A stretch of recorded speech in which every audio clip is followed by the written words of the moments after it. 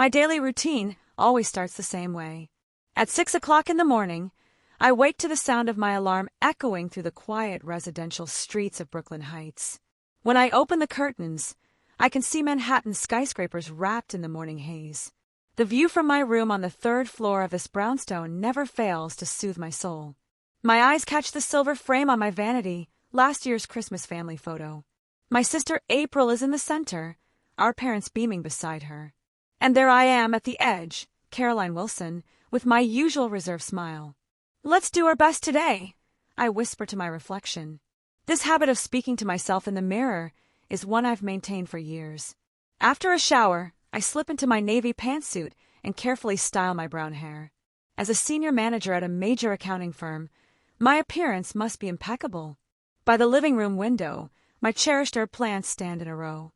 The fragrance of thyme and rosemary brings me small moments of joy. On weekends, I often sit here reading while listening to Bach. Early as usual, dear. As I step out, Mrs. Johnson from across the street is tending to her garden. In her 70s, she's become like a grandmother to me. "Good morning. Your garden looks lovely today. Oh, did you see April's news? She's doing so well on Wall Street. Your parents must be so proud." I pause at those words.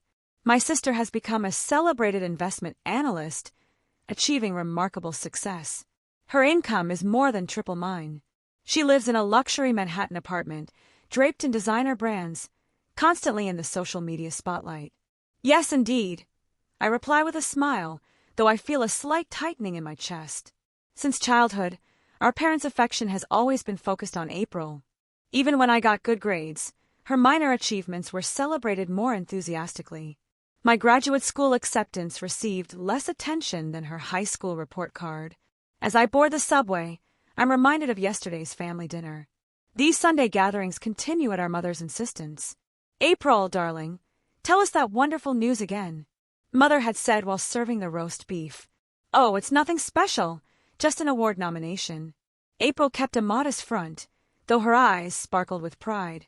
"Caroline, why don't you follow April's example and be more proactive?" Father added. At his words, I could only nod silently. My department promotion and successful new projects weren't even worthy of mention. At the office, I'm enveloped by the usual busy atmosphere, corporate audits, tax return reviews, staff supervision. Steady, reliable, honest. That's my motto. "Miss Wilson, could you check these calculations?" Jessica, a new hire, approaches my desk hesitantly. Strict but fair, that's how she describes me. "Of course, dear. Have a seat." While reviewing the numbers, I glance out the window. My sister's office is somewhere among those Manhattan skyscrapers. A fleeting look of uncertainty crosses my face, but I quickly dismiss it. This is my daily life. Peaceful, stable, yet somehow incomplete.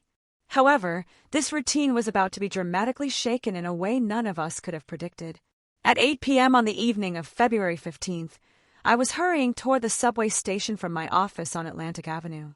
Looking up from under my umbrella, I saw the Brooklyn Bridge, an ethereal scene illuminated by streetlights through the rain. I was doing a final check of tomorrow's audit report, organizing the next day's schedule in my head, when I approached the crosswalk. As usual, the light was green.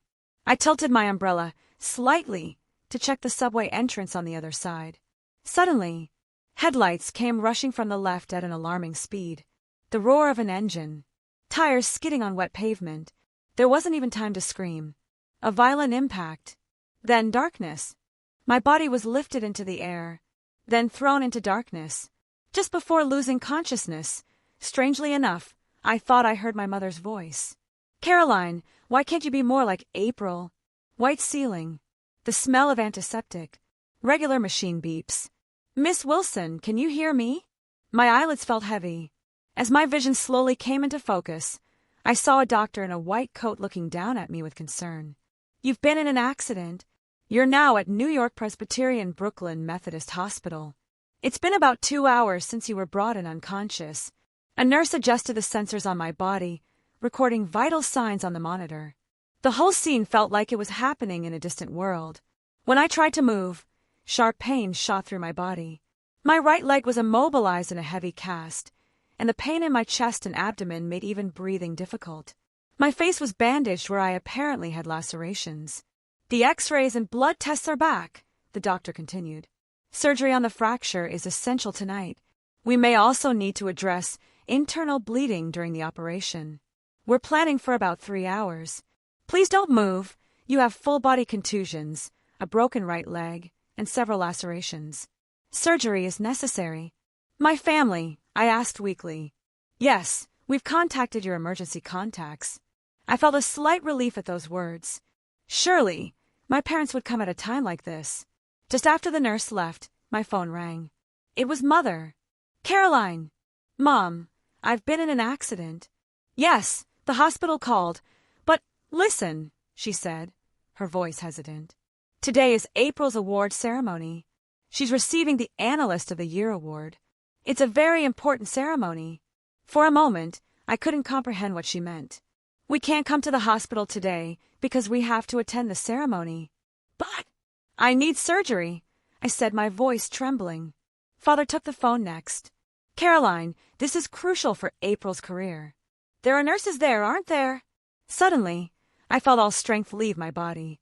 I understand. I managed to reply, fighting back tears. After the call ended, silence returned to the hospital room. Only the rhythmic sound of the 4 drip remained.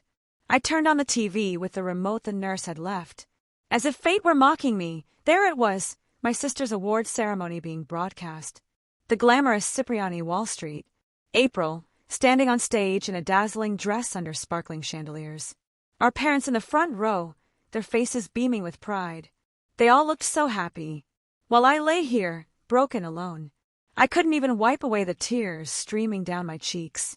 The arm with the 4 wouldn't move as I wanted it to. Outside the window, a light rain continued to fall. Manhattan's lights twinkled in the distance like phantoms. Alone in the dim hospital room, illuminated by the cold blue glow of the TV. I kept watching my family's smiling faces. Time until surgery. My watch mercilessly ticked away the seconds. Something deeper than physical pain was constricting my heart. Nurse Maria quietly entered the room. Seeing my state, she immediately turned down the TV's volume. Will your family be here soon? She asked gently. I shook my head. Maria nodded in understanding. I'll start the pre-medication now. When you feel sleepy, just rest. As she added the medication to my 4, I stared up at the ceiling. For the first time, I was looking objectively at my life. Lived quietly, lived loyally, lived dedicated, to work. My relationship with my parents and sister, the emotions I'd always suppressed, the ache I'd buried for years, and the true meaning of family rose to the surface as I was wheeled toward the operating room. Caroline, we're ready for your pre-op preparations. The fluorescent lights overhead flickered past, one by one, like scenes from a movie. In that sterile, humming corridor, I made a decision. This surgery, this night, would be the beginning of a new life. When I awoke from anesthesia, the sky outside my window held the soft gray of dawn. The night nurse told me the surgery had been successful. The pain lingered, but I felt it distantly, dulled by medication and exhaustion. I lay still, staring at the ceiling through a fog of lingering anesthetic. The silence was broken by the persistent ringing of my cell phone. 7:15 a.m. The screen lit up, Mom. Remembering last night, I hesitated, then picked up. Hello. Caroline. Where are you? Are you still at the hospital? Mother's voice was unusually high-pitched, frantic. I could hear Father's agitated voice in the background. Yes, the surgery is over. We need to see you. Right now. What's wrong? April, her voice broke, and I heard her sobbing. Father took the phone. We're coming. There's something important we need to discuss. But visiting hours? That doesn't matter. I instinctively pulled the phone away as he shouted. I'd never heard him this distraught. Before I could process what was happening, the hospital room TV flashed with a breaking news alert. Major investment firm uncovers massive fraud. Wall Street rising star April Wilson arrested. There she was on the screen, my sister, who had stood beaming under chandeliers the night before, now being led away in handcuffs, still wearing her designer suit, her face buried in her hands. The suspect is alleged to have misappropriated approximately $20 million in client funds for personal use. Reports suggest lavish spending on luxury cars, international travel, and jewelry collections. My mind went blank. The ceremony, her speech, our parents' shining pride, had it all been a lie? The hospital room door burst open. Despite the hour, my parents rushed in. Mother hadn't even removed her makeup. Her mascara was smudged with tears. Father's usual polished calm had vanished. His shoulders were hunched, face ashen. "Caroline, please help April." Mother clutched my hand with trembling fingers. "The bail is set at $3 million, Father said quickly. "We've put up our assets as collateral, but it's not enough. We need your savings." I blinked. My savings? The $1.8 million I'd quietly built over the years by working late, living modestly, skipping luxuries and vacations. Money I had saved for a future home, security, independence. "We can't let April go to prison," Mother cried. "She's still young. We can't ruin her life like this." "If you give us all your savings," Father said, his voice sharpening into command, "we can manage the rest somehow." I looked up at the ceiling. The sound of the Ford drip suddenly seemed cruelly loud. "Why didn't you come last night?" I asked, my voice quiet. "To be with me. During my surgery."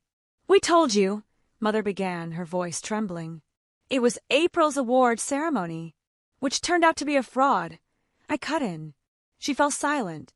All this time, April's success was all that mattered. When I got my degree, my promotions, my awards, you barely acknowledged them. My voice grew steadier. "And last night, I was on an operating table, and you chose a ceremony over me. This is not the time for such talk." Father barked. "Are you going to abandon your sister now?"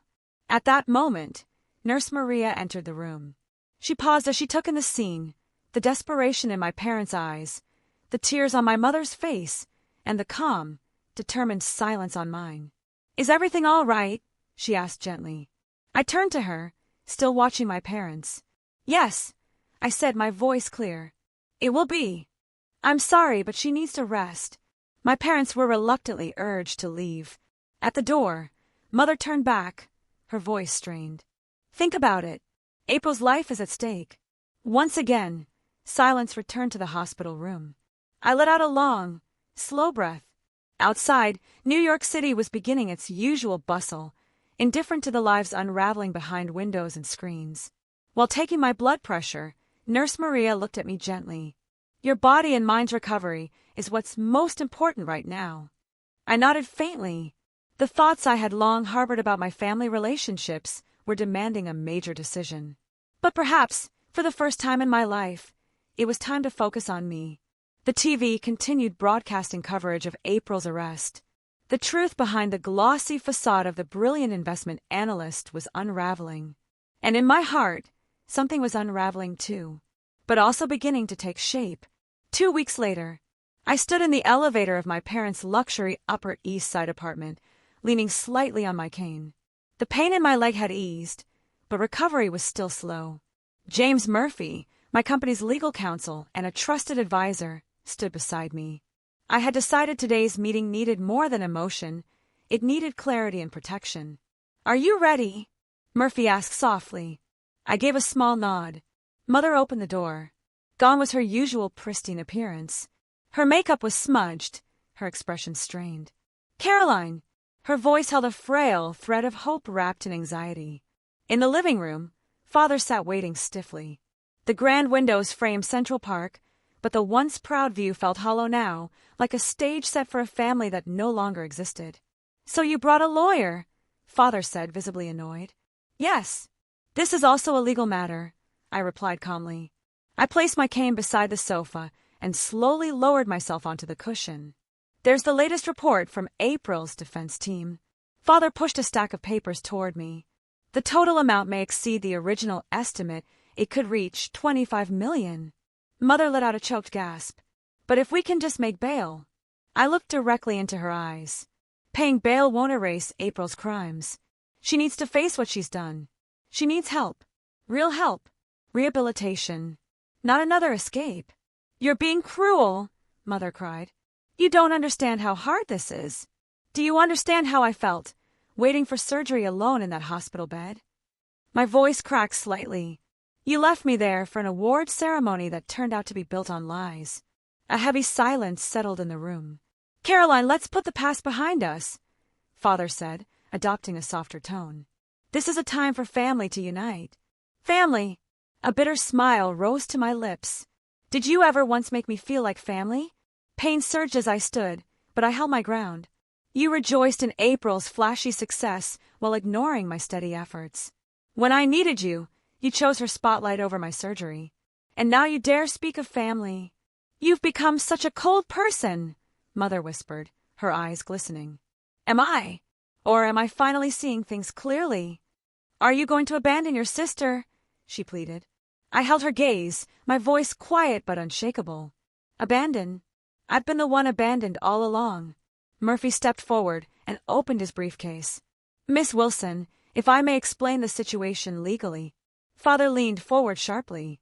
What are you getting at? Murphy remained calm.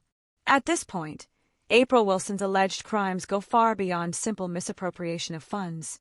The authorities are investigating potential organized investment fraud, document forgery, and tax evasion. If bail is granted, it's highly likely that more charges will follow. I added, and if I contribute any portion of my savings toward bail, it will trigger scrutiny. Bank records, IRS audits, investigations into every cent I've ever saved. You're exaggerating, Father snapped. You're just trying to excuse walking away. No, I'm protecting myself for once. My voice was firm, my decision made. I would no longer beg for scraps of validation. I would no longer fund illusions. I won't be complicit in April's crimes. I took a deep breath and continued. In fact, I've decided to provide information about past irregularities to the prosecution. Father stood up. You're going to expose our family's shame? This time I didn't flinch. I raised my voice. Being intoxicated by false glory, dismissing your own daughter, and trying to cover up criminal activity, that's the real shame. Mother broke down crying. Father stepped toward me, face flushed with fury. Have you forgotten the debt you owe us for raising you? I stood, without my cane, on my own feet, demanding repayment for parental love? That's truly twisted. Get out! Father shouted. You're no longer my daughter. Yes, I said, voice steady. That's right. Maybe we were never truly family, even long before this. Murphy picked up my bag and followed me to the elevator. You held up well, he said gently as the doors closed. Yes, I replied with a quiet smile. But I'm all right now. I feel like I've finally reclaimed my true self. As we stepped out of the building, spring air enveloped us. The trees in Central Park were budding. A new season was beginning. Getting into the taxi, I looked up at the sky. And deep in my heart, I knew. This wasn't an ending, it was a beginning. That evening, I received a call from the district attorney's office. New evidence of April's fraud had been discovered. Additional charges would be filed. My mother called repeatedly, but I felt no need to answer. When I returned to my home in Brooklyn, Mrs. Johnson was planting flowers in her garden. Welcome home, dear, she smiled. I'm planting new flowers. They'll bloom beautifully come spring. I smiled back. A new season is about to begin, isn't it? September 2024. The streets of Brooklyn Heights gleamed in the early autumn sunlight. A new sign now adorned a building near the promenade. Wilson and Associates Accounting. As I opened the door to my firm, I took a quiet moment to reflect on the past 6 months. From the office windows, Manhattan's skyline stretched across the horizon. The towers that once symbolized my sister's world now held a different meaning. Good morning, Miss Wilson. Sarah, our receptionist, greeted me cheerfully. She was among the first to follow me when I went independent. Did you see the morning news? She asked quietly. I nodded. The headlines were clear. April had been sentenced to 15 years in prison. With new evidence, the fraud total had surpassed $30 million. My father's real estate company was now facing collapse, clients pulling out one after another. I still occasionally received emotional messages from my parents, but I no longer replied. Miss Wilson, here are the materials for the 10 o'clock meeting. Jessica, one of our newer hires, brought in the folder. Thank you. How's the Proano project coming along? The accounting system for the Single Mother Support Center is right on schedule. Since starting my firm, I dedicated a portion of our profits to social contribution. It was a quiet but deliberate redefinition of success. Caroline! I turned to find Mrs. Johnson standing in the doorway holding a bouquet. This is to celebrate 6 months since your opening. I grew these flowers in my garden. Thank you so much, I said, touched. The roses and gerberas sparkled in vivid color. Last Sunday's dinner was so enjoyable, too, she said. Instead of the old family Sunday dinners, my home now hosted regular gatherings with neighbors, friends, colleagues. A new tradition. A real one. Oh, and I got the concert tickets, Carnegie Hall next month, right? The joy of classical music, shared over weekends, had returned to my life. That afternoon, a call came from Murphy. April is requesting to see you. I'll have to decline, I said without hesitation. I'm not going back to the past. Outside the window, boats crossed the East River under the setting sun. Even the bridge where I'd nearly died now looked different to me. On my desk sat a new family photo, taken at our office opening party. Smiling faces. My team, Mrs. Johnson, and dear friends. No blood ties. Just real connection. Caroline, could you do a final check on this proposal? Michael, our senior staff member, held a thick file. Of course. I smiled and took the folder. Now, I truly understood the joy of work and the power of human bonds. As I tidied the office in the evening, I gazed out the window. Manhattan's lights were beginning to glow, one by one. Yes, life takes unexpected turns. But if you don't lose sight of what truly matters, a new path will always open. That's what I'd learned firsthand. I reached for my gardening gloves. Tonight, I'd tend to the plants on my balcony. After all, tomorrow would bring another new day.